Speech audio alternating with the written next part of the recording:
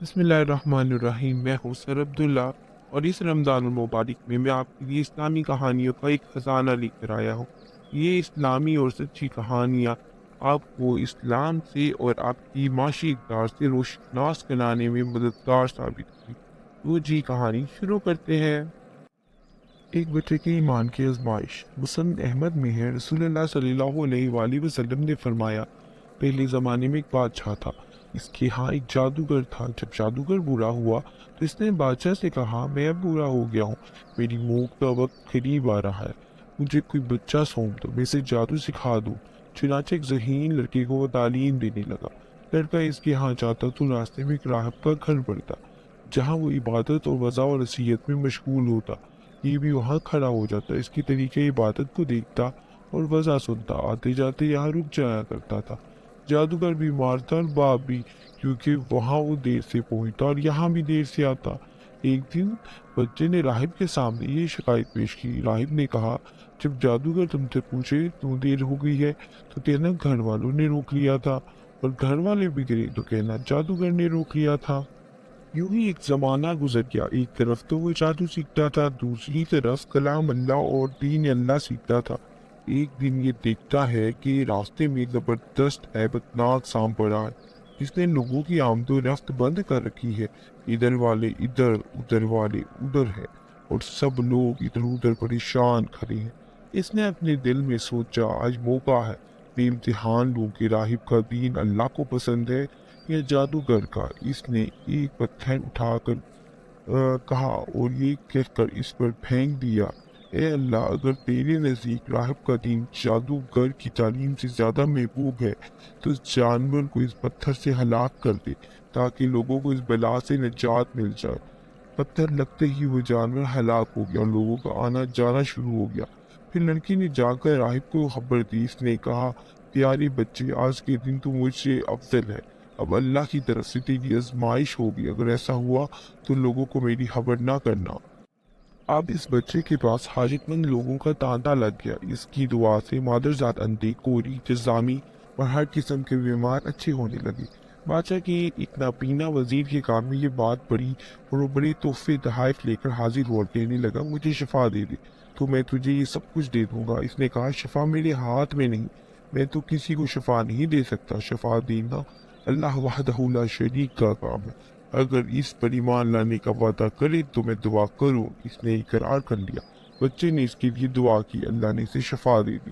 وہ بادشاہ کے دربار میں آیا اور جس طرح اندھا ہونے سے پہلے کام کرتا تھا اسی طرح کام کرنے لگا۔ اس کی آنکھیں بالکل روشن تھی۔ بادشاہ نے متعجب ہو کر پوچھا، تجھے آنکھیں کس نے دی؟ اس نے کہا، میرے رب نے۔ بادشاہ نے کہا، یعنی میں نے دی ہے؟ وزیر نے کہا، نہیں نہیں، میرا اور تیرا رب صرف اللہ ہے۔ اب بادشاہ نے اس کی مار پیٹ شروع کر دی اور طرح طرح کی تکلیفیں دینے لگا اور پوچھنے لگا، تجھے یہ تعلیم کس نے دی؟ آخر اس نے بتایا کہ میں نے اس بچے کے ہاتھ پر اسلام قبول کیا ہے۔ اس نے اسے بلایا اور کہا، اب تم جادو میں کامل ہو گئے ہو، اندھوں کو دیکھتا اور بیماروں کو تندرست کرنے لگے ہو۔ اس نے کہا، غلط ہے، میں کسی کو شفا نہیں دے سکتا، نہ میں جادوگر ہوں، شفا اللہ کے ہاتھ میں ہے۔ وہ کہنے لگا، اللہ تو میں ہی ہوں۔ اس نے کہا، ہرگز نہیں۔ بادشاہ نے کہا، تو پھر میرے سوا کسی اور کا رب مانتا ہے؟ اس نے کہا کہ میرا اور تیرا رب اللہ ہے۔ اس نے اب اس بچے کو طرح طرح کی سزائیں دینی شروع کر یہاں تک کہ راہب کا پتہ لگا لیا اور راہب کو بلا کر کہا، اسلام کو چھوڑ دے۔ اس نے انکار کیا تو بادشاہ نے اسے آرے سے چڑھوا دیا۔ پھر اس نوجوان سے کہا، تو بھی دین اسلام سے پھر جا۔ اس نے بھی انکار کیا تو بادشاہ نے اپنے سپاہیوں کو حکم دیا، اسے فلاں پہاڑ کی چوٹی پر لے جاؤ، وہاں پہنچ کر بھی اگر یہ دین سے باز آ جائے تو اچھا ہے، ورنہ وہیں سے لوٹ کھا دے۔ چنانچہ سپاہی سے پہاڑ کی چوٹی پر لے گئے۔ جب اسے دھکا دینا چاہا تو اس نے اللہ سے دعا کی، اے اللہ، جس طرح تو چاہی مجھے اس سے نجات دے۔ اس دعا کے ساتھ ہی پہاڑ ہلا اور سب سپاہی لڑک گئے، پھر وہی بچہ ہی باقی بچا۔ وہاں سے یہ بادشاہ کے پاس گیا۔ بادشاہ نے کہا، یہ کیا، میری سب سپاہی کہاں ہے؟ بچے نے کہا، اللہ نے مجھے بچا لیا اور وہ سب ہلاک ہو گئے۔ بادشاہ نے اپنے دوسرے سپاہیوں کو حکم دیا کہ اسے کشتی میں بٹھا کر لے جاؤ اور سمندر میں پھینک دو۔ یہ لوگ اسے لے کر چلے۔ بیچ سمندر کے پہنچ کر جب اسے پھینکنا چاہا تو پھر اس نے اللہ سے دعا کی، اے اللہ، جس طرح چاہے تو مجھے ان سے بچا لے۔ دعا کے ساتھ ہی موج اٹھی اور ساری کے ساری سپاہی سمندر میں ڈوب گئی، صرف وہی بچہ باقی بچا۔ پھر وہ بادشاہ کے پاس آیا اور کہنے لگا، میرے رب نے مجھے بچا لیا، اور اے بادشاہ تو جتنی چاہی تدبیر ہی کر لے، تو مجھے ہلاک نہیں کر سکتا۔ صرف ایک صورت ہے جس طرح میں کہوں، اگر تو اس طرح کرے تو میری جان نکل سکتی ہے۔ اس بادشاہ نے کہا، ٹھیک ہے، میں ایسا ہی کروں گا۔ اس بچے کے کہنے پر اس نے تمام لوگوں کو میدان میں اکٹھا کر لیا اور کھجور کے تنے پر اس کو سولی چڑھایا اور تیر کو قربان پر چڑھایا، اور اس بچے کے کہنے پر اس نے کہا، اللہ کے نام سے جو اس بچے کا رب ہے، پڑھ کر تیر پھینکا، اور وہ اس سے لگا اور وہ مر گیا۔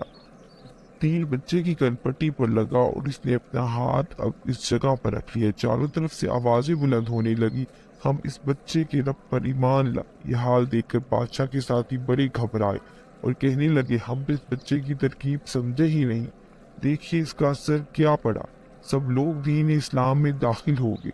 ہم نے تو اسے اس لیے قتل کیا تھا کہ کہیں اس کا مذہب پھیل نہ جائے، لیکن جو ڈر تھا سامنے آ ہی گیا اور سب مسلمان ہو گئے۔ بادشاہ نے کہا، اچھا یہ کرو کہ تمام محلوں اور راستوں میں خندقیں کھدواؤ، ان میں لکڑیاں بھرو اور آگ لگا دو، جو اس دین سے پھر جائے تو اسے چھوڑ دو، دوسرے کو اس میں پھینک دو۔ اور مسلمانوں نے صبر اور شکیب اور سہارے کے ساتھ آگ میں جلنا منظور کیا اور اس میں کودنے لگے۔ البتہ ایک عورت جس کی گود میں دودھ پیتا چھوٹا سا بچہ تھا، ذرا جھجکی، تو اس بچے کو اللہ نے بولنے کی طاقت دی اور اس نے کہا، ماں یہ کیا کر رہی ہے، تم تو حق پر ہو، صبر کرو اور اس میں کود پڑو۔